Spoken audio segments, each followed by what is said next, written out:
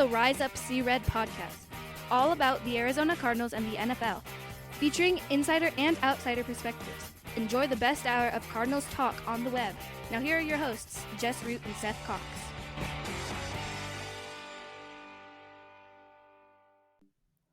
Hello, Arizona Cardinals fans, and welcome to the latest edition of the Rise Up See Red podcast. I'm your host, Jess Root from CardsWire.com, the NFL wire site about the Arizona Cardinals from the USA Today family of sites. And my co-host is Seth Cox from RevengeOfTheBirds.com, which is an SB Nation Arizona Cardinals site.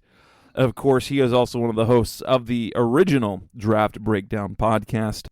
And we did it. The Cardinals played Thursday night. This is episode 378, and we get to talk about a win. A home win. Home win. Yes. They snapped their 8-game home losing streak to pick up the and if there's anything else, that win more than anything else, for me, it was like being able to breathe again. Because that Saints team was so decimated. It was a game the Cardinals needed to win and should have won and did win.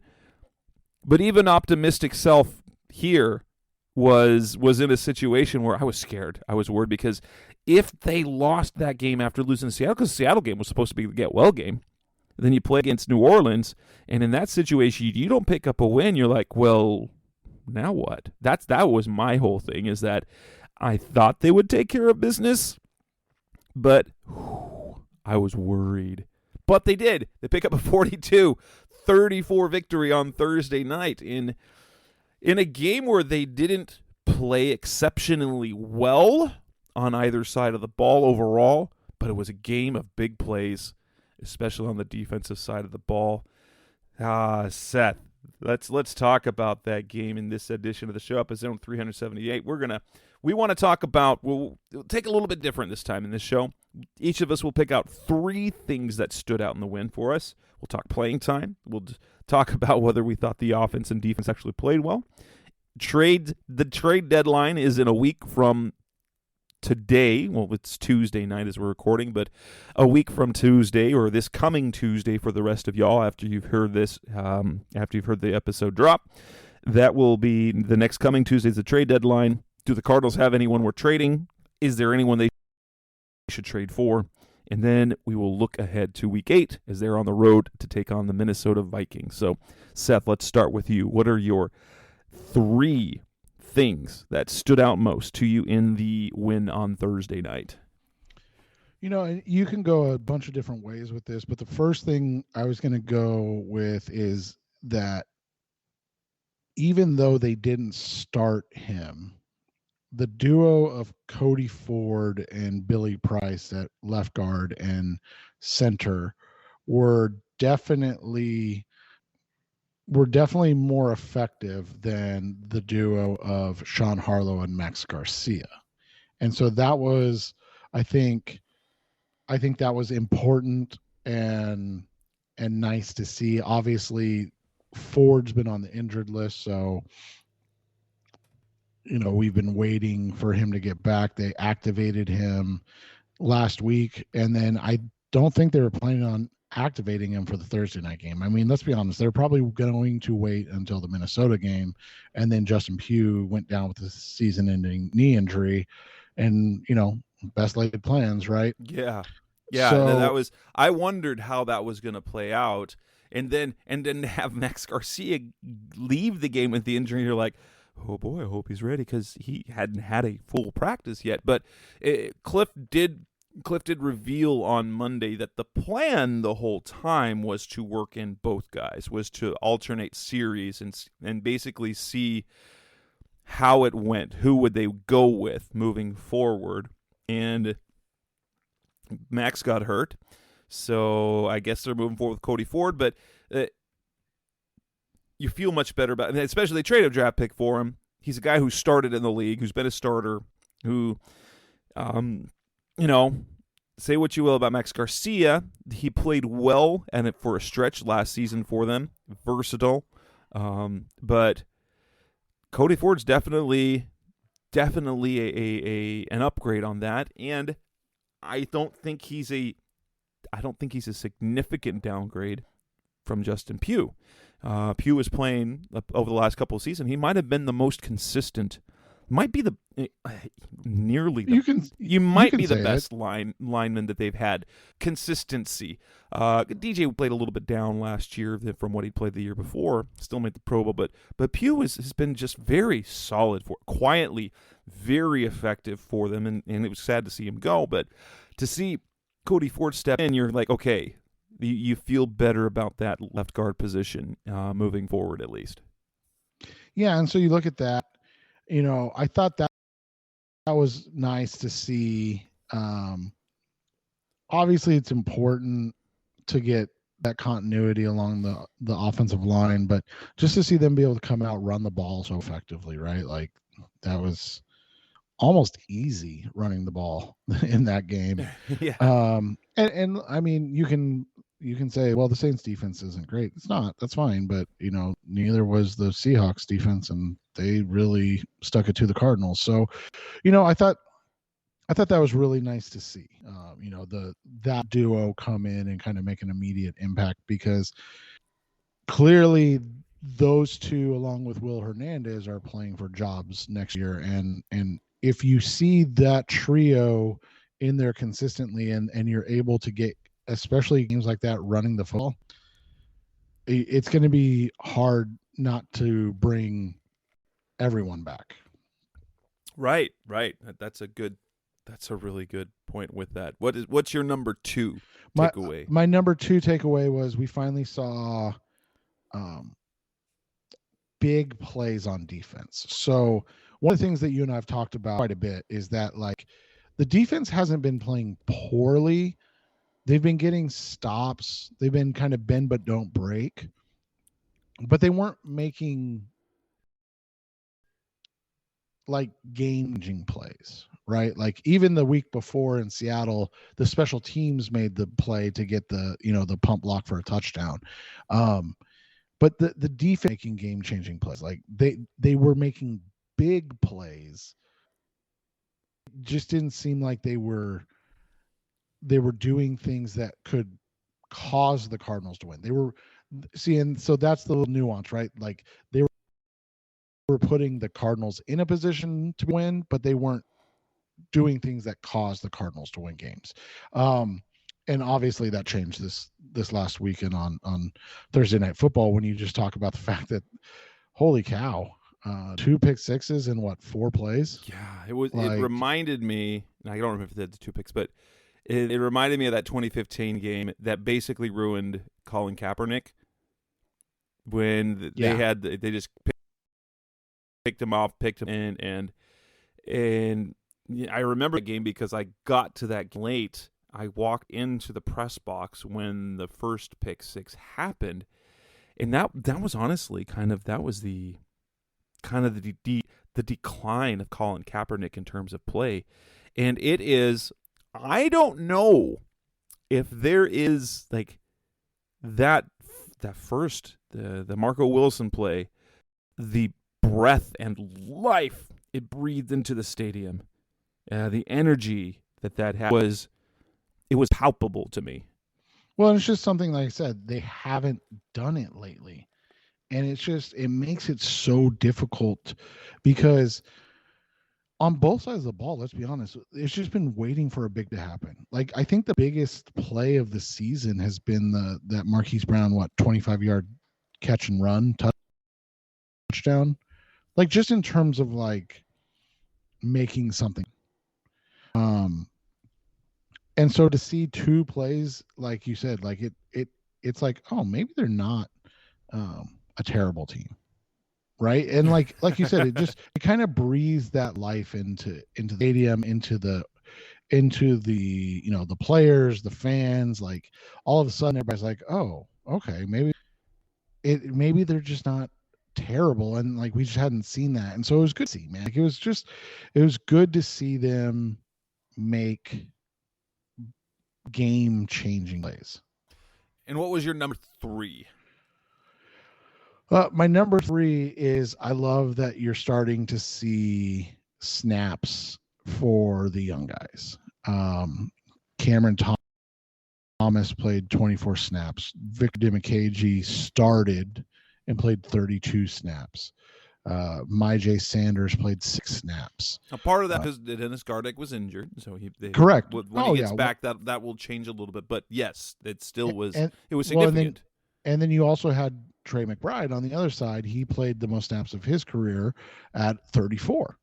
So like all of a sudden, you're like, oh, okay.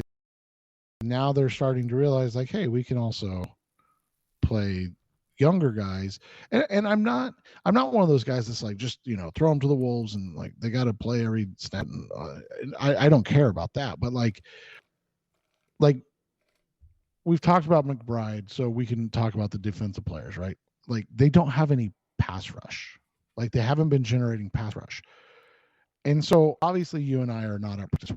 We are willing to say that hopefully the coaches are putting the best foot forward, but it couldn't be worse than no pass rush, could it?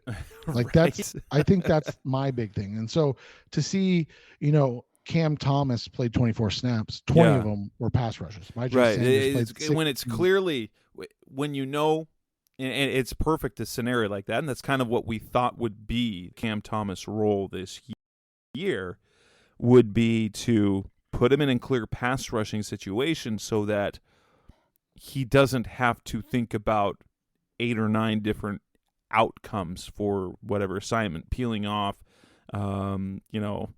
dropping into cover, which we've seen him do. But yeah, he did it twice, and Myjai did it twice, but that's okay.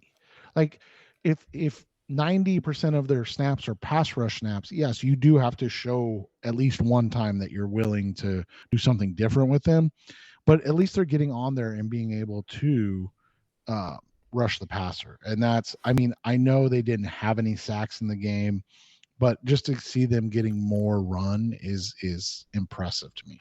For me, my number one takeaway is your number two takeaway is the defensive big plays. We talked about, as you mentioned, we've talked about that for the last few weeks, is the fact that while the defense has been solid, it hasn't been great because it hasn't been changing things. It's been if the offense had been playing well, then the defense would be fantastic. But in the absence of big plays offensively to get those game-changing plays, and then the first one was Marco Wilson. And that was a jolt of energy, the athleticism he showed, the fact that and I'm going to go first. I'm even not even the Marco Wilson one. Antonio Hamilton getting that end zone pick. All right, that was, oh my God, that I think started everything because the defense didn't look good during those first 2 drives. Andy Dalton just carved them up down the field on the first drive for the touchdown. Now the Cardinals did get the field goal, and then Dalton was carving them up again down the field. And you're like, oh, and that's the part where I was like, oh no, are we really going to see this? And then Hamilton makes that play in the end zone. You could say he didn't have he didn't make every play didn't look great, but he was like, if there's a reason why the coaches, you watch the way he plays, the coaches love. He got beat-ish. He was behind on a couple of plays throughout, but he is intense. He does remind me of maybe a slightly less fast Robert Alford in terms of how he approaches things. He plays with a chip on his shoulder to get that interception and turn that around to not only keep a field goal off, to keep it from being 14-3. It kept it from even being 10-3, and that changed the game for me, I think, early on. And then you add on top of that the Marco Wilson pick 6, being in the right place at the right time, and then but the one that was the wow play. Now, Marco's the exclamation point of his leaping into the end zone, the dive at the end zone, which showed off just the sheer athleticism that he has, was something else. But then the Isaiah Simmons interception, the pick six, was the icing on the cake, because that sort of showcased Isaiah Simmons as a game changer. We've seen him play much better, but the ceiling that he has, it's plays like that where he takes the one-handed interception and a dude at his side. I will say this. I remember this the first time I saw him in 2020 in training camp. He is an impressively large individual. You don't realize it until you see him next to the place. He was like Chandler Jones, big guy, 6'5", 60. Isaiah Simmons is nearly as big as he is. He's not as thick. He's not as broad because he's got a little, but he's a legit 6'4", 2, and the speed that he has. That play is on display the exact type of ceiling that you get. I'm sure what Steve Keim does, like it's those sort of legendary plays, because to take the ball from across midfield in all sorts of track and just outrun everybody was quite impressive. And so they got the game-changing plays after that. Let's be honest, in the second half, they didn't need to play defense, and the way they played defense showed. The way because they got 18 points ahead. The defense changed. They were like, okay, no big plays. Yeah. They stopped. They let them dink and dunk down the field. That was by design, but it made the things look bad. Those game-changing plays, like you said, that was my first takeaway. Number two, the explosiveness that they had on offense. It wasn't clean, but we saw explosiveness on offense, which we've been missing all year. This year, that's the part that's been the dangerous part of the offense. When they've been on, and they haven't been on much, they have been effective and able to move down the field, but we've been missing big plays. But you get, and I'd have to go back through, but they show the 10 longest for the Cardinals. They had 10 plays of at least 15 yards. You got the 45-yard play from Benjamin. Heck of a game from him. You got the Keontae Ingram 24-yard play. You had Rondale Moore, the 31-yarder. Well, heck, if you look at Kyler hits. So you have of this. So you've got Eno comes up on 1, 2, 3 of them. Hopkins is 1, 2, 3 of them, and so it was that the explosiveness came back, and I think that had to do with Hopkins' return. Because he's a difference maker by far, and his presence on the field made it so even if they were not super effective, they could have been much, much better offensively. But with him on the field, it adds an element that opens things up for things to happen. And the offense, rather than just being at best effective, was dangerous. And I loved seeing that. Yeah, and it was just nice to see, like you said, the explosive plays down the field. And it's just, you can tell that Marquise wasn't super comfortable yet being the guy creating those plays. And so they were kind of still manufacturing touches for him to make sure that he was involved, but he wasn't ready to like be the guy. And you can see the clear difference with DeAndre back. And so, like you said, it kind of opened up everything. So it was good to see overall, and like you said, just to actually see them look explosive. And then for me, my third takeaway is winning at home. Holy cow. It is so long. So long. And honestly, I'm going to continue to be impressed by how worried, remember how worried we all were in week 1 about Zaven Collins? Yeah, I mean, he's all of a sudden playing like the captain of a team, right? It's amazing.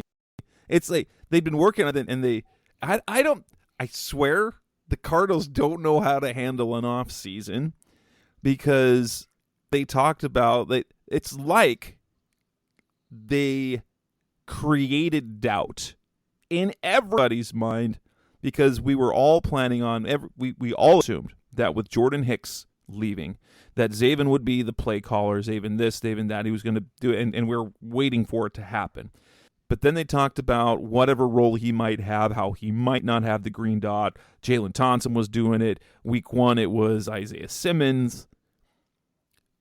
He was getting reps at it, but it's like, just like with the Kyler stuff in the offseason, it's like with everything, they were setting him up to look bad rather than building him up. It's like, yeah, we're looking at a lot of different options, but the plan is for Zaven Collins to call the defense and to get that. And then you see in week 1 how, and Simmons played a lot, and then Collins played some, but then they were bringing in, Nick Vigil and, Ben Neiman, and suddenly the last month he's playing every snap. He's calling the plays. He looks like a player out there. He's not perfect, but now you don't see him messing up anymore. Now he's making plays, and kind of last year the arc for Isaiah Simmons, last year he made a lot of plays, but he gave up a lot of plays. Now we might not be seeing as many big plays being made by Collins, but we're no longer seeing him giving them up. So he's been consistent, and he flashes a few times, which is, that's exactly what you want to see. And so that's he's fantastic. Right, and he's just starting it to feel like he's blossoming into a good player, and that's obviously key for this team moving forward, for him just to be a guy that plays at a high level. And maybe he's never Bobby Wagner, but let's be honest. Let's at least he can be prime Jordan Hicks, right? Or even higher level than that. But yeah, to your point, like, he can be something high level, as opposed. It doesn't have to be. It doesn't have to be Hall of Fame, right? 7-time All-Pro, Hall of Fame. But if you get a guy that is the middle of your defense, and as reliable, as he might not be the same type of player, but Carlos Dansby level, who great, he thinks correct, he should be in the Hall of Fame, but he's never made a Pro Bowl, but really, really good player. Yeah, and I think that's a reasonable expectation and outcome to want. Yeah. And so, lots to like in that game. But coming up next on the Rise Up Secret podcast, the best of our Cardinals talk on the web, let's move on and talk about some playing time, because we saw a few things shaken up. That's coming next on Rise Up Red. We're back on the Rise Up Red podcast, the best of our Cardinals talk on the web. And the Cardinals made a few minor changes. I think the one big surprise that we saw, and that was the that's what they're doing.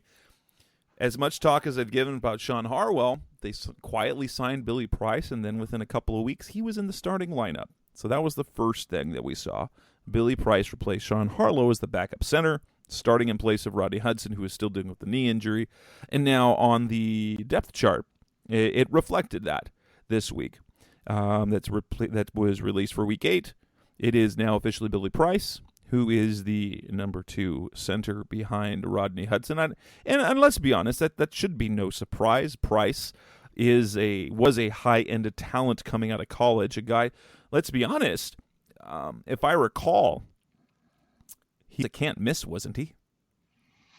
Yeah, he was, I think, a first-round pick, wasn't he? He was a first-round pick, but didn't we think that kind of the talk that was coming, he was really highly touted, like when the Bengals drafted, like, that's a great pick.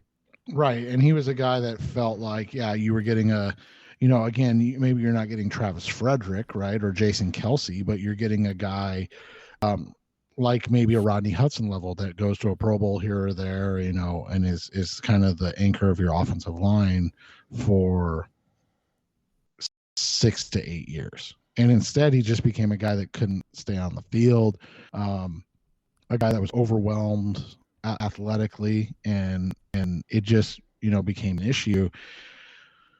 But sometimes, I mean, we see these guys, especially along the OD in time. Or to be in the right situation.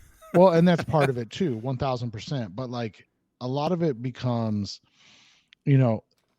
like we talked about a little bit with Zaven, right? Like, or with all the rookies. Everybody wants to see them start immediately.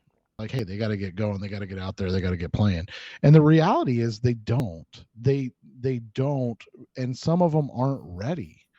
And it's harder for a team to be like, he's not ready, we need him to wait a year, than it is to, immediately put him out there and then have to eat it when he's not good. Yeah. And so we saw that. And Sean Harlow, he's had good games, he's had bad games. He himself was a 4th round pick for Atlanta back in 2017. But there is a stark difference, and we saw this. It started last year. The Cardinals philosophically changed their plan at center, because pretty much everyone they had drafted or brought in to play center was on the more athletic, undersized guy. If we go back to Mason Cole, I can't remember the guy. I'm drawing a blank of the kid that they drafted before him out of Missouri. Evan Boehm. Yeah, Evan Boehm. And from there, Lyle Sendline, who was a undrafted guy or late round guy but forever they were going with guys who were overperforming basically their status, more or less. And then you go with Hudson. They prioritize the center position and changed the physical profile. They wanted someone big. And Hudson's big, and they moved Max Garcia to be their primary backup setter last year, he's a big guy. And now they add Billy Price, again, a big guy. Sean Harlow is a little bit bigger than a tight end. Right. And so right. you get someone who's a legitimate center with that size, and you feel a little bit better about the backup center position now, especially if that knee for Hudson is going to be a problem for the rest of the year. Yeah. And that's the thing, is I think one of the things they did poorly the last couple of years, and I commend Keim and company for trying to rectify it, was they were putting their eggs in a lot of veteran player baskets that hadn't stayed healthy. And so you saw, oh yeah, we're developing Josh Jones, but there's no guards. So they brought in 2 guards this year, and of course one gets hurt immediately, because why not? But and so it seems like now there's a more concerted effort to make sure that they're doing that they're developing talent while they are bringing in outside talent as well. Or in this case now, hey, we don't have to, what we just talked about, right? We don't have to play the young guys immediately. We can still develop them and bring in a veteran to take over, and that's just what haven't seen really, right? Right. And now the second biggest takeaway was the disappearance of AJ Green. Not just he got Andy Isabella, not quite Andy Isabella. He was active, but he did not make it. This is the very first time in his entire career, dating back to 2011, when he was a top 5 pick, that he was active and dressed for a game and did not log a single snap. That is, if you think about the type of career that AJ Green has had, the caliber of player that is unheard of. He was he wasn't even a healthy scratch, inactive for whatever. They dressed him, and he played. He got the backup quarterback thing. He didn't play. Didn't play at all, not a single snap. And it's very interesting to kind of hear what they had to say about it after the game. Cliff, it felt to me when he talked about it after the game, and even the day after, it felt like his eulogy for AJ Green's career, that basically he'd fallen completely out of the rotation. Rondell, Hollywood, Dortch, who got the playing time in place. Then the addition of Robbie Anderson. And then they seemed to walk back a little bit Monday between Steve Keim and Cliff Kingsbury, that they're going to try and do matchups. Basically not completely dismissing it, but leaving the door open for him to be able to play. And we knew entering this year that they wanted to play him less because he did wear down over the course of last year. But you got to be honest, the production that he's had, 10 catches for 56 yards, it's been disappointing. I expected him in year 2 to be much better. Especially with the drops that you add in. Like, he just doesn't look as physically comfortable. And a lot of people made fun of him last year.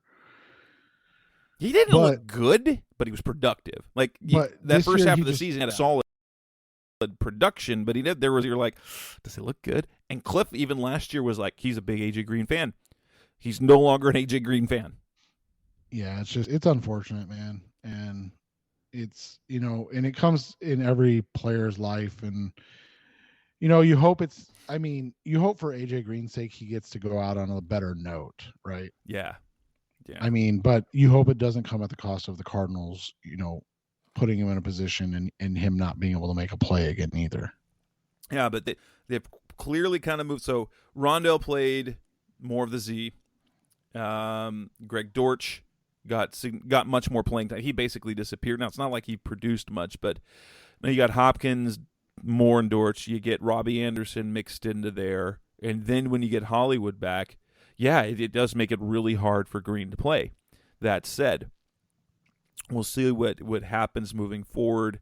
I don't think that they're going to give him the Terrell Suggs treatment and let him then cut him unless he asks for it, because ultimately with depth and injuries they still might need him down the stretch. Correct. And you never know what's going to happen. And, they've had injuries with Wesley, obviously, this year. And then Rondell Moore's been injured off and on the last 2 years. So it's just one of those situations where you have to, unless he flat out requested or his agent requested, like, everybody's kind of got to be on the same page with it. And I know he's not going to be happy. His agent's not going to be happy, but they also have to see what's going on, right? Yeah. And from all we've ever seen is he's happy here. Like, I don't know if that'll change, but he likes it here. He likes the teammates he's got. He likes the system. And maybe he's come to grips where he's at physically in his career. The other thing that we saw was Antonio Hamilton's role increased again, which is good to see. He made plays. You mentioned earlier was the increased role of the young players, and an increased role as the backup running back for Keontae Ingram, and he made some plays too. That was nice to see. Eno had a fantastic game.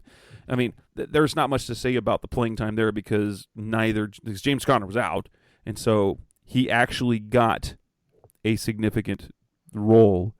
And he looked good, but people are like, he looks like flashing back to the offseason when Cliff said that he looked like he could be a starting running back. Proved he could be a starting running back, but remember, that's it. It reminded me of he looks really good in the Chase Edmonds role, which is what I always felt would be the perfect role for him. Yeah, and you expect to see it kind of flourish and grow, but then they've had the issue where, Connor hasn't been healthy or they haven't been able to utilize both backs consistently. And so for him to get a chance to be a lead role guy and make plays was big. And it's just always fun to see guys have success, right? Yeah. Well, and he's an ASU guy. So there's an extra. He already has a cachet of love from the fans.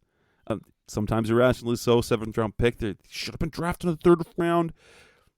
He's finally blossoming. It's great to see. He's fun to watch. Like, what you love to see is also you like to see how he runs with the ball as well. You get he plays hungry, which you love to see. Fans love to see that, especially a guy he's not the big, like, I wouldn't say 5'9", 205 is small. No, but it's not, because there's lots of running backs his size. But he's not big. And he was making some big guy. He was running like with the same sort of hunger that big guys run. Yeah, and it was fun to see, and he's been fun to watch develop. It's got to be fun. Steve Keim's got to think that this is one of his wins because, you know, based on from like Mike Jurek, he says like this is that the offensive staff wasn't thrilled that he was on the roster as a rookie. They didn't think he deserved to be there. Cliff has even said he didn't think he'd make it. And you know, if you listen and go back to things that Cliff has said, it was never about talent. He did, like, Eno was bad at preparation. He did not make the right transition to the pros in terms of practice habits and mentality and study habit. And so whether it was for whatever reason, he had to learn, and he's made the adjustments, and now is getting a real opportunity. And you know, it's going to be fun to see because he's exactly the type of player you want to see flourish. Maybe stick around for another contract. He probably won't be in a position to, because he's not the starter. But you get him in a nice little role, and you. But one of those contracts, like yeah. you said, where you're like, hey, here's 2 years, you know, $4 or $5 million. Yes. So like, it doesn't have to be a 3 years $17 million deal or 3 years $21 million deal. Like, and that's the thing too, is you can't get mad if he gets something like that. Right. But right. But if you know, lock him up a little ahead of time, and you're like, hey, here's a 2 year $5 extension, and next year because I think it's after year 3 for those guys, isn't it? Yeah. So I mean, maybe, but it's always good to have running backs, and everybody knows my opinion of running backs, and you use them and lose them until I know everybody loves Christian McCaffrey, and he maybe he ends up being the guy that gets the 49ers over the top. But like, I have a really good friend that's a 49ers fan, and we were talking about it on Thursday at his son's high school football game. And we were talking, he was like, it's not even the cost for McCaffrey at this point. It's the fact that they've spent like 2 or 3 third-round picks in the last couple of years on running backs as well. Right. And so now yeah, exactly. Go ahead. And the fact that they get production from running backs no matter what. Right. And so are they going to get that much higher production from McCaffrey? And then you have to think, the one thing that 49ers running backs always tend to have an issue with is durability. They get a guy who can produce and gets hurt, and McCaffrey has had durability issues the past couple of seasons. So how much of a difference is he going to make offensively? Obviously, more talent means better team, which is better chance to win every single time. So if you have the opportunity to do that, you do it. But at the same time, at what cost? Because is his production going to transcend that of, say, Jeff Wilson's, who was getting 120 yards a game sometimes? How much higher a ceiling is McCaffrey going to give you in a game? Yeah, and that's the thing, is when you look at it, everybody's got a difference of opinion things. And, you and I went back and forth on the James Conner thing. Like, I don't know if either of us were like, they absolutely have to sign him. If they don't sign him, it's the biggest mistake ever. But we were both also like, oh, if they sign him, that's fine. I mean, it would be a good signing. It's not like it would be, negligent unless it was something out of this world from a cost perspective, right? But it just seems like at times that you're able to find running backs that can produce. So you have to continue to kind of go to that well, and it's where do you go to it? And I like the idea of going in the 5th, 6th, 7th round consistently and then seeing what you get out of those guys. Yeah. Hamilton's increase in playing time, I think, expected, but now the question that comes up for me now is if he's going to get significantly more time, then, and they use 3 corners, what's Isaiah's role going to be? Because Isaiah Simmons, because what we've seen mostly out of him is playing in the slot.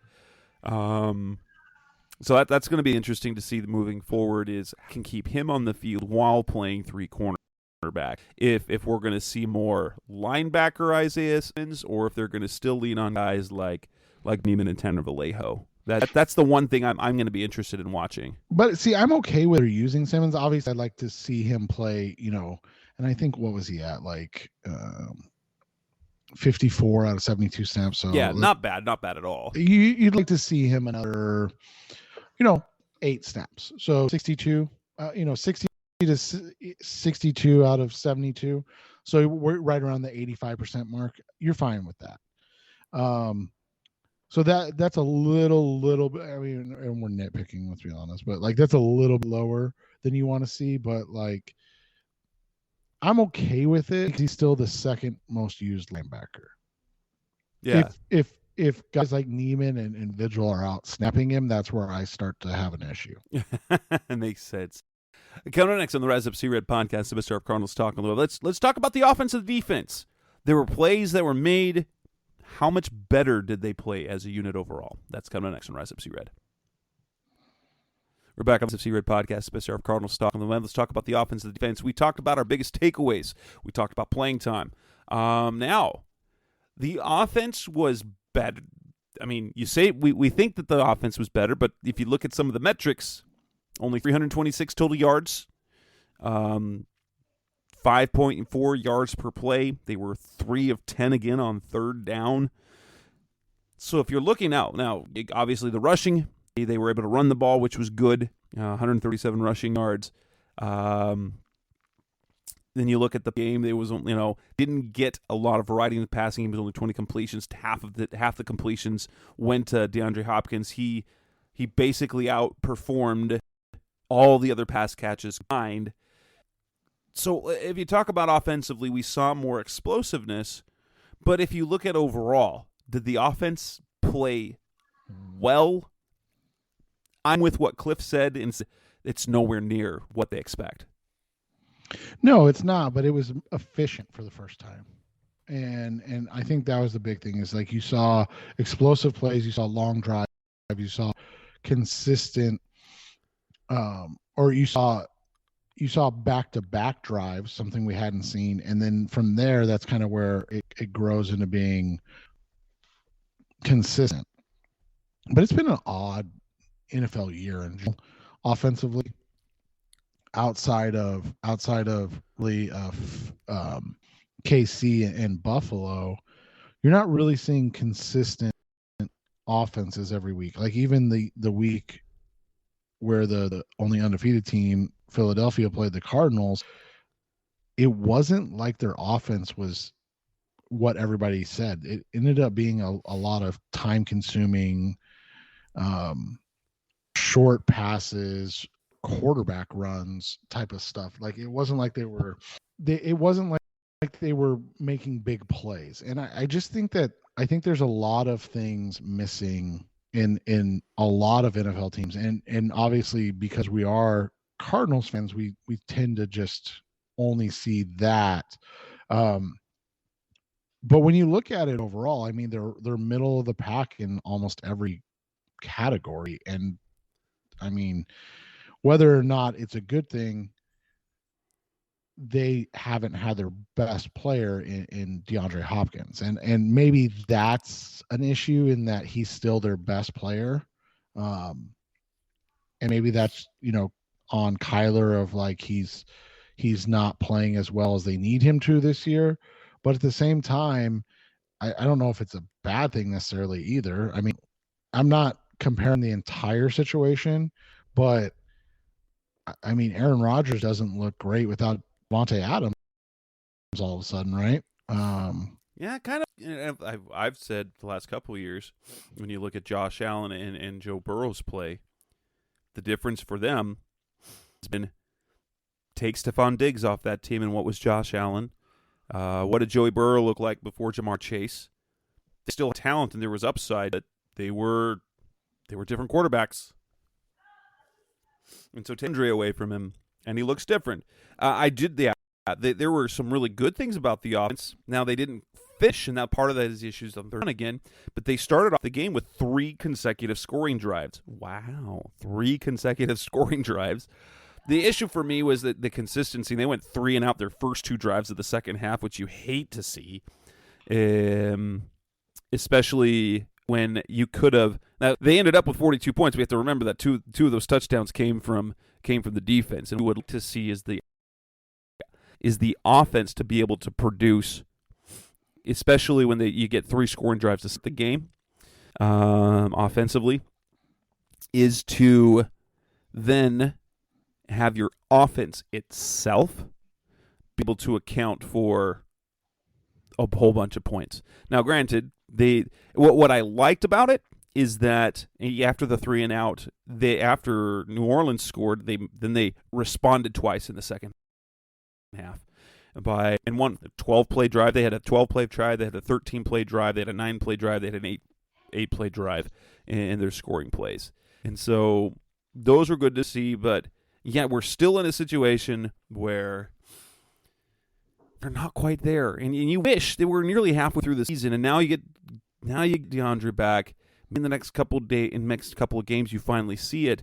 We need to wait. This is an offensive unit that's supposed to be the strength of the team. We haven't seen a complete game from this offense yet. No, and that's been the biggest issue is they haven't put together a full game. They haven't put together. I mean, it doesn't feel like they put together a full half yet, right? And so that's what it comes down to is like finding a game where they can be consistent for the entire game. That's why I said they were efficient in a lot of ways because they made plays when they needed to, but it wasn't like they were consistently making big plays. So that'll be what's interesting to kind of watch move forward to see how that plays out because that's kind of the next step in everything. Yeah. Defensively, they obviously made the game-changing plays, but they had more mistakes. If you look at the 53-yard touchdown catch by Rashid Shaheed, the 64-yard pass play to Kevin White. Chris Olave had a very productive day. The Cardinals had not been giving up large predictive days to receivers in previous weeks. Andy Dalton carved them up for 361 yards and 4 touchdowns, but he threw 3 interceptions. They gave up more yards to the Saints than the Chiefs in Week 1, but it's not just looking at the box score. So there were things not to like. They didn't get a sack, but I will say once they got an 18-point lead, they stopped trying. Like they stopped attacking defensively, and they said we are going passive. You might not like that or not, but the idea was to make them long drives. Yes, it was that was 3. They had a 3 lead. You're like, okay, we can. It wasn't necessarily coasting, but it definitely changed philosophically what they're going to do, which led to nearly 50% on third down allowed, 494 total yards. But when you're playing from that far ahead, defensively, you are now able to, especially against a shorthanded team. Okay, try and beat us. You're going to run out of time no matter what. Yeah, and that was, I think that was, and they didn't get greedy when you don't do that, sometimes you play, like you said, a little too conservative on both sides of the ball, and then teams are able to take advantage or rack up yards and things like that. I mean, it goes back to some of the stuff we've seen from the Cardinals in the first 6 games offensively, where they get behind and then all of a sudden you look and Kyler has 48 completions for 250 260 yards, and you're like, oh. And you're like, well, I didn't think he played that well. But sometimes, it's simply because they're allowing it to happen, right? Right. And so I want to see, coming this week, I want to see, I mean, if the Cardinals have a 3-score lead against the Vikings, well, then fine. I guess I'll be fine with how the defensive numbers looked. But yeah, that's basically, I think that in many ways, that especially early on, the defense was not as good as it's been in past, but at the same time, they had more opportunistic. Yeah, they were more opportunistic, which is more game changing. So they while they did not play as well schematically, they had a bigger impact on the game with the 3 turnovers in the first half. That changed that basically changed the game, because at the beginning of the game you're like, those 2 pick sixes, the game was over. The game was over after that. Well, and that's just it. Like I wrote, or I talked about it the other day, because somebody was saying the same thing, like, and they were like, oh, they're just lucky they were playing Andy Dalton and blah blah blah. And I'm like, man, coming into this game, the Saints under Andy Dalton were averaging 31 points per game and had 1 interception. And coming into this game, the Cardinals in 5 games have 19.6 points per game. In the other 2 games, the Chiefs and the Saints, it's like 38. So yes, I mean, obviously when they give up a lot of points, it looks bad. But they also, that the defensively, and I think it was also about how the control of the game, the Saints had been rolling in the running game. Right. And so that's the thing, is like, you can look at it and say, did the defense, play well? The answer can be no, or it can be like they made plays when they had to, and then, they gave up some cheap ones late. Like, it's not like, and it's not like they were ever in danger in the second half of that game. No, because the second that there was any sort of threat, they responded. Right. Which was good to see. Coming next on the Rise Up C-Red podcast, Best Cardinals Talk of the Bed. We're hitting the trade deadline soon. Let's talk about trades. Do the Cardinals have anyone worth moving? Should they move to make any other additions? That's coming up next on Rise Up C-Red.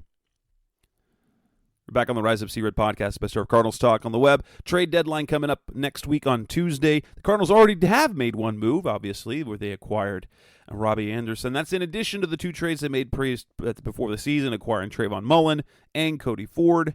The Robbie Anderson trade, I think, will be nice, especially considering he probably takes over for A.J. Green.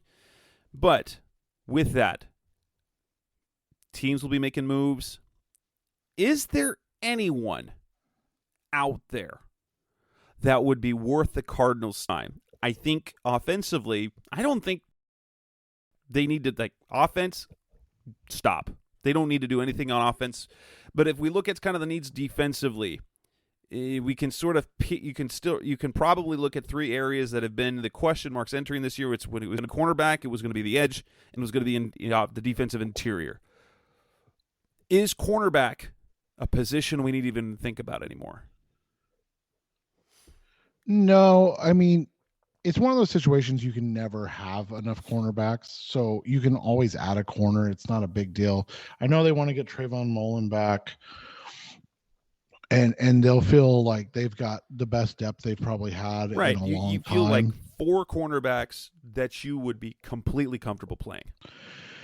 And so that's the thing, is like, obviously we've talked about corner before, man. It's really tough to find corners, and it's really tough to trade for corners. So that's the thing, is like, yeah, if you get a chance to upgrade a corner, sure, you'd get to get, but like, 1, that usually doesn't happen, and 2, again, I don't think that there's a guarantee that you're going to get anything more than another Antonio Hamilton or Trayvon Mullen level player.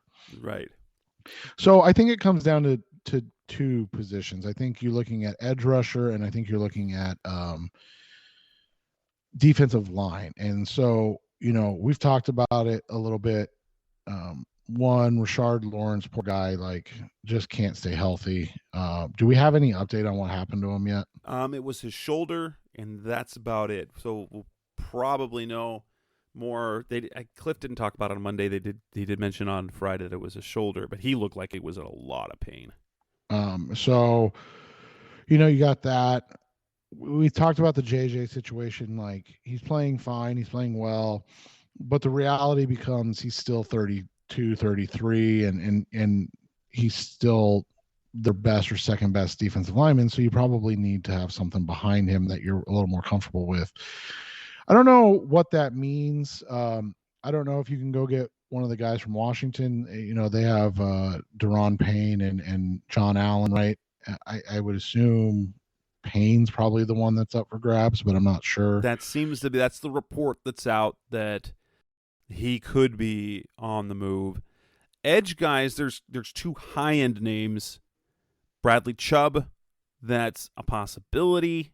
And then you go to Carolina, Brian Burns, he seems to be more untouchable. But if it's not one of those two guys, that would be a big move. That would be like a Von Miller trade last year for the Rams. If it's not one of those two, is there an edge rusher that could come available that would be worth adding to the squad? Would a Jerry Hughes be worth it? No, I don't think so. And here's why. Because I think all it's going to do is take reps from the young guys, and unless it's a guaranteed upgrade, which is like a Bradley Chubb level player, then there's no reason to do it now. If an injury comes into play, that's different.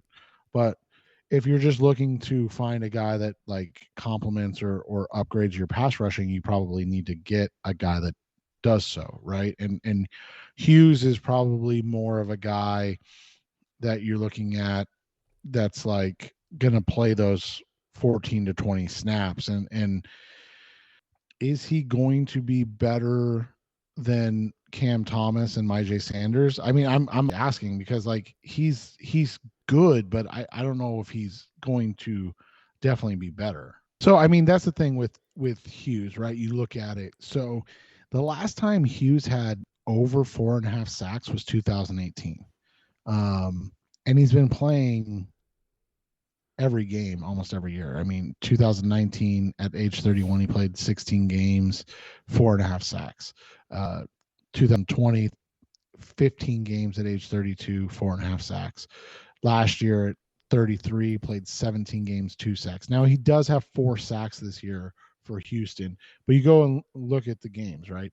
He had 2 sacks in the first game against Indy, who are not good. And then he had 2 sacks against Chicago, who is not good. And then in the other games, he's not really producing. And then his last game against the Raiders, he didn't even really do anything. And so that's kind of my only thing about a Jerry Hughes type. But like we said, if we're talking about a Bradley Chubb, I think even if you had Chandler Jones still, you go get a Bradley Chubb. Like, you go get a pass rusher. Yeah, totally. Because, and especially Vance Joseph's already coached him. He knows how to use him. He knows how to get success out of him. He's that good a player. And, he's the type of guy, especially because that's one of those home run type trades, like trading for Chandler Jones, trading for DeAndre Hopkins. That's one of those things you know is going to be a home run. It's just a matter of you trade for him, you extend him, and then you watch him thrive. Well, and that's the thing is you look at it like, I mean, obviously we don't know for sure, but at the same time, you read around the web and the cost for him is like going to be like a 2 and a 3. So like that's infinitely doable. And you may be able to say like, hey, we'll do a 2 this year, 23, and a 3 in 24. And if they say no, we want them both in the same year, then maybe you weigh your options. But I still would think about, I still think it would make sense, because again, he's a guy that is a clear upgrade and a clear kind of high level player. I mean, you look at this year, he's got 5.5 sacks already. So yeah, he's on pace to have his best season yet. And then, like we said with Deron Payne, obviously a different position, but similar in the sense that he would bring a physicality to the team that the Cardinals just lack right now. He's not a pass rusher, so to speak, but he's a guy that would be really physical in the middle, and he's a guy that plays 80% of the snaps. So all of a sudden you've got a rotation of Allen, Payne, and Watt, and they're all playing, between 70 and 80% of the snaps. Now all of a sudden you don't need as much from Michael Dogby and Lecky Fotu and those and Ledbetter, and who are fine, but they're not being impact players. Correct. Yeah, that if you can viably add somebody in the interior, if you can find a big time a significant increased improvement on the pass rush, I think those are game changing type things. I don't think we need to touch. I think offensively don't need to touch anything, and then those are the really because you like what you got a linebacker now, and you like what you got a cornerback really right now, and since Byron's playing like a number one, so you don't need another number one. Right. And that's a number one is going to be too costly anyways. Now, so the next question is, in the Cardinals have given up some draft capital for this next year. Is there anyone that makes sense to move and that would have any value at all? I highlighted 3 players in an article I wrote on Tuesday, and you could say even a 4th player has the possibility. But even then, it's not like they are. They're not going to get you much. We're going to say no. AJ Green, the guys I named AJ Green, Rondell Moore, Kelvin Beachum, and then maybe you could even throw into there Darrell Williams. AJ Green, he's played his way out of his rotation. But who wants a washed up AJ Green? Is there a team out there that? Do you think there's maybe a team who could use someone like? Could the Packers use a guy like AJ Green and think that he still has something, and maybe a better, a different scenario would make a difference for him? No, but I mean, it's tough because you and I talked about this off the air. I mean, Rondell Moore, obviously Marquise Brown is injured right now, and DeAndre Hopkins, all in the last year, have dealt with elongated missed time due to injury, right? Antoine Wesley's already gone. So I know they like Greg Dortch, and Greg Dortch is a guy that fits, but like Green's the only size guy unless they think that Laquan Treadwell's better. Whom they just cut from the practice squad on Tuesday. So there you go. So no, they don't think Laquan Treadwell's better. so that's the thing. So and they got Robbie Anderson now, so you've got that. That's true, and I agree with that. But I mean, Robbie Anderson and AJ Green and Greg Dortch, God forbid, is still better than Robbie Anderson, Greg Dortch, and Laquan Treadwell, right? So that's how you have to look at it. And that's the thing is, like you said, does Green have value? I don't think so. Like he's a guy that, and in theory, makes sense that you could move and get one of those day 3 picks that you already gave up. But that's the other thing is, man, you look at it like, I don't think you're going to. So yeah, you get a 6 and 24 back. Like, okay. And like you and I talked about off the air, unless he's like, I want to go, then there's really no reason. Like yes, he looks like he's at the end of his career, but at the same time, again, if it comes up and you need somebody he's a guy that at least fits and knows what's going on right from day one. Because that's the thing is like, yeah, is Robbie Anderson right now a better player than AJ Green? I don't think many people would debate that, but Robbie Anderson needs 2 or 3 weeks. If, God forbid, DeAndre Hopkins and Rondale Moore were out, AJ Green would have played, but they just, they were able to use, let's be honest.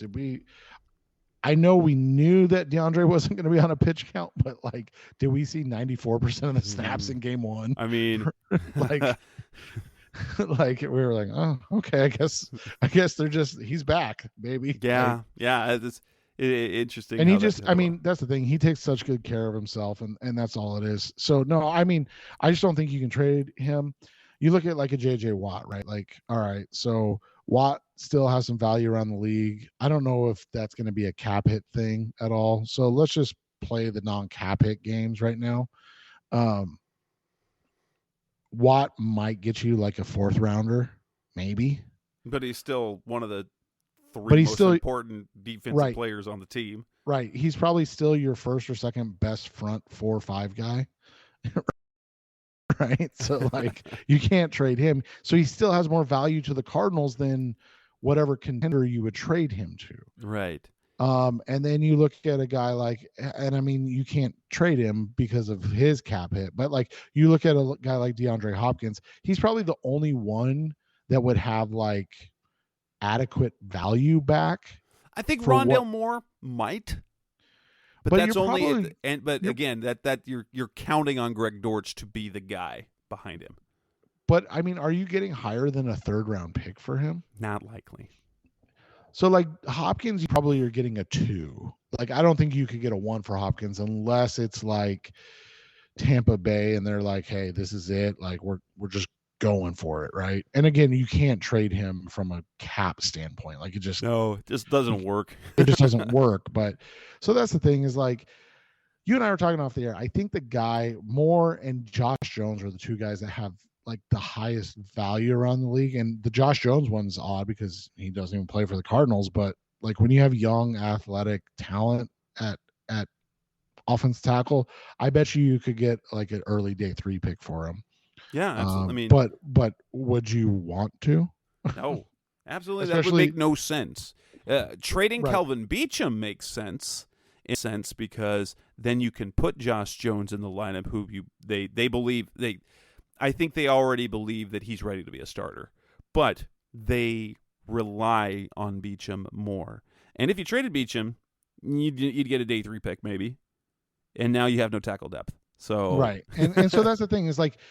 One of the things that we've talked about from their end is they're so shallow. So like we talked about, like when you're trading for Cody Ford, you're not trading for a starter, you were trading for depth. And now that depth is playing. So like, yeah, maybe you can go trade for another offensive lineman, right? But like, that's what you're looking for. The only impact position I see is along the front 4 or 5, however you want to look at it with what their defense is. Like you need somebody young and athletic on that front line to pair with Watt and Allen, who have been very good this year. But that gives you a little more juice as a pass rusher, maybe. And that's the thing. So like you look at Deron Payne, we talked about him, and then obviously Bradley Chubb. I think those are the 2 best guys out there. And if you can give up a 2 for one of them, you do it, I think. But absolutely. Outside of that, I don't know if there's anybody worth trading on either side for the Cardinals. Coming up next on the Rise Up See Red podcast, the best of Cardinals talk on the web. Let's move on. Get ready for the Cardinals game against the Vikings. Let's preview Minnesota. Coming up next on Rise Up See Red. We're back on the Rise Up See Red podcast, the best of Cardinals talk on the web. The Cardinals take on the Minnesota Vikings this weekend. They are on the road, and they face a 5-1 Vikings team leading the NFC North. New head coach. They still kind of have the same offensive look for them. You've got Justin Jefferson, Adam Thielen. You've got Dalvin Cook and Kirk Cousins. But do we really think, like, we look at this Vikings team and they still look like a very beatable team, don't they? Yeah, the Vikings have been a really interesting team this year, man, because like you look at them, you look at what they're doing, they're just above the Cardinals offensively, 13th offensively in points for. Their defense is playing better. They're 19.7. They're 12th in points against, right? But then you kind of go down to the brass tacks of things, right? And they give up a lot of passing yards. Don't give up a lot of passing touchdowns. They don't run the ball considerably well. But what they do is they create 10 turnovers this season, which is, or sorry, they more than that, but they've are 14% of drives defensively, which is 10th in the league. They do a really good job of playing from ahead, and kind of like what the Cardinals did at times last year, right? Yeah.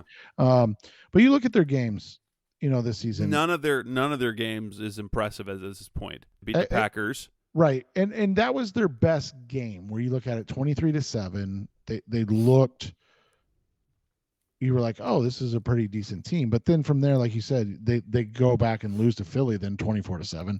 And then everything's been a one-score game after that week. Lions, Saints, Bears, and Dolphins, but that was the Dolphins with, Skylar Thompson, and he couldn't even throw.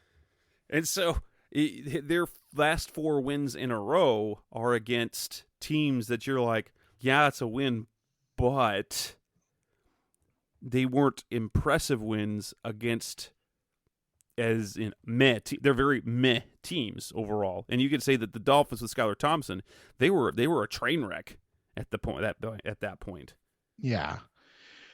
And you look at it, they're led by Justin Jefferson. He's just otherworldly at this point. He's got over 600 yards receiving in 6 games, but he only has 2 touchdowns.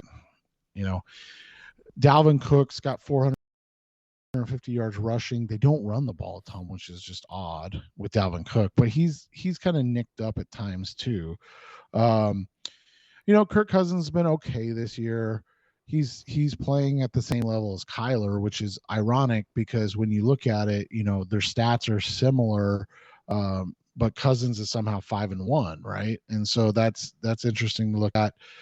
Defensively, Zadarius Smith is continuing to play well. He's got 5.5 sacks, a guy you and I both liked, would have signed over the last couple of seasons, and it just never happened. He's got 5.5 sacks on the season. He's been playing well. Daniel Hunter's been okay, but outside of that, like it's really been their ability to force turnovers. Harrison Smith has 2 interceptions.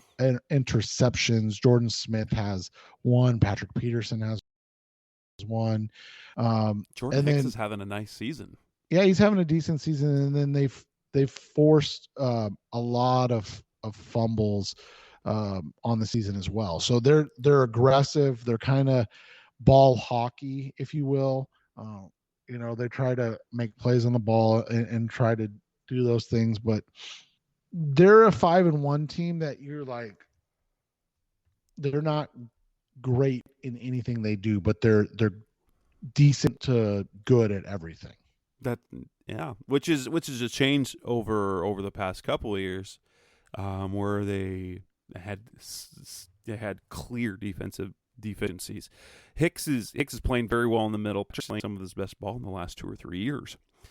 But yeah, the matchups that you like to see, you want to see how they handle Justin Jefferson, especially with Patrick Peterson. How are they going to be able to limit the passing game at all?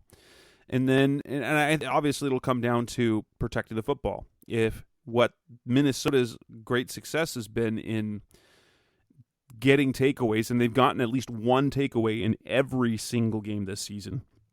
They have 3 games. They have 3 games with multiple takeaways. If you can do that, and if you look at so they have allowed a lot of passing yards, but if you're playing from ahead, you're going to do that. But they've allowed over 400 yards 3 different times. including to Skylar Thompson. Yes, yes. They allowed the Lions to rush for nearly 140, the Eagles for 163. Now their rush defense against the Dolphins, the Bears, they held them to less than 80 each week. They're a sound team, and I think like their defensive numbers probably are more to do with their offensive efficiency. Because if you look at now last week, and I guess it was just probably because they didn't need to, and they got the turnovers. They only had 234 yards of offense against the Dolphins this last week. Yeah, and so they haven't been picking the passing game this year. They've had 2 games this year of under 300 yard offense, and so yeah.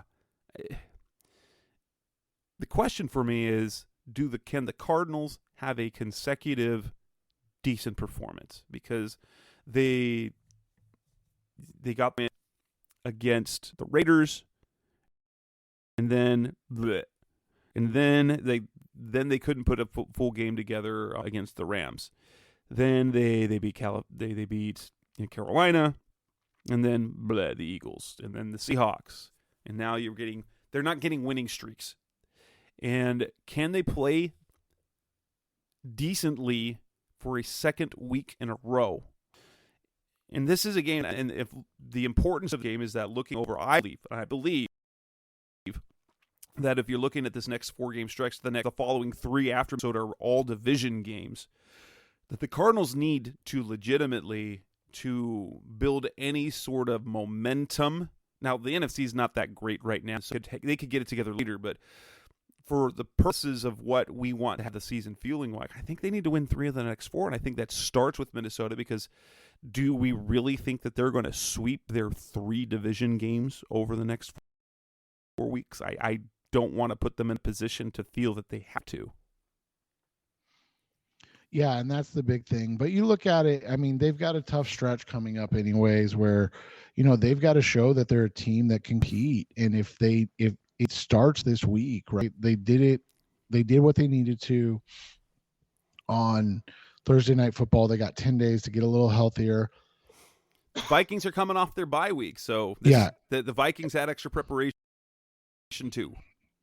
And so now it comes down to, is this a team that can, like you said, can rally? This next stretch of 5 games where they play, Minnesota, home against Seattle, at LA, versus San Francisco, and then versus the Chargers. This next 5 games, they have to go a minimum of 3-2 and be at 6-6, right? Yes, absolutely. But every game needs to be looked at, and I know it's cliche and I know whatever, but like everything needs to be looked at through the lens of, hey, let's just go 1-0 this week. Yes. Let's go 1-0 and see how that works out. And can you start to, as you've asked, can you start to stack consecutive good games together? Because even in that Philly game, which wasn't terrible, they couldn't continually put good games together. Carolina, they had basically 2.5 quarters, and Philly, they had basically 2.5 quarters. So it wasn't 2 good games. It wasn't 8 quarters of good football. It was about 5 quarters of good football. Can they put, and like we said, even New Orleans wasn't 4 quarters of good football, but maybe it was 3. So now can you put 4 together, or at least 3 that gives you a win? So, in back-to-back games, you're at 6 of 8 instead of 5 of 8. And now you're like, oh, now they lost again because they started slower. They, had a letdown to start the second half type of thing. Yeah, and so, yeah. Do I think that the Cardinals can do it? I'd like to believe that win starts things. That the success offensively, getting DeAndre back, the big plays on defense is the beginning of something positive, because I've always been of the opinion that this is a talented Cardinals team.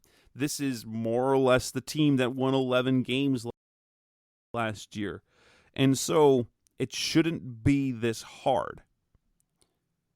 This was a game, personally, I had them losing. Like when I put together my game-by-game projections. This is a game I had them losing, but I also had them playing better to start the year. And so, defensively, they should be able to limit them. After the Chiefs were the only offense that just did not stop.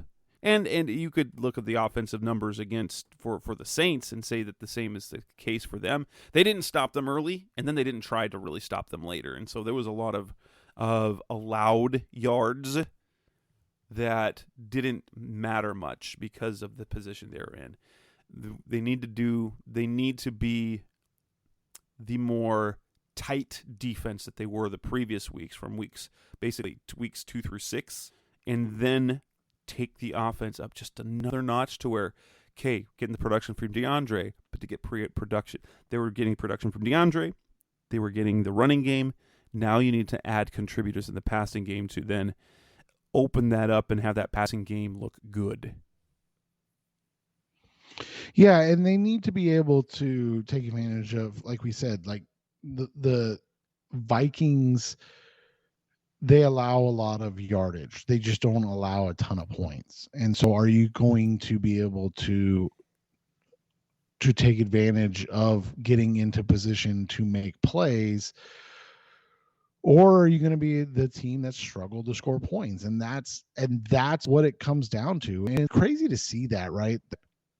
That the Cardinals are playing against a team that basically allows exactly what they've done fairly well for the year, to move the ball. They allow it to happen, but they also do a really good job of stopping them from scoring, which is what the Cardinals have struggled to do once they get to those positions. So it's now on the Cardinals to make sure it gets to, they're able to finish and put themselves in a position to win the game. Because that's at the end of the day, that's where the struggle or the disbelief in the Cardinals comes in, is that they just haven't been productive enough for you to be comfortable with saying like, oh, this team's good offensively, because even though they're putting up those yardage, they're not scoring points. And at the end of the day, like, points are, as juvenile and basic as it sounds, points are what matters. Like, you can be 10th or whatever they are in yardage, but like if you're 15th in points, then you're just not finishing. And that's the biggest thing. And you look at it, they're 15th in yardage, 15th in points. Like, they're average. They've been average. And that's the funny thing, is because we look at it and they're like, man, they've been really bad, right? But they're literally just league average. And that's what it's going to take for them to get above that, is that they're going to have to start putting the board and taking that next step. What do you see this game coming down to? How do you think the Cardinals are going to pick up a win? Do you think that'll be close? Do you think that they're going to fall on their butt again?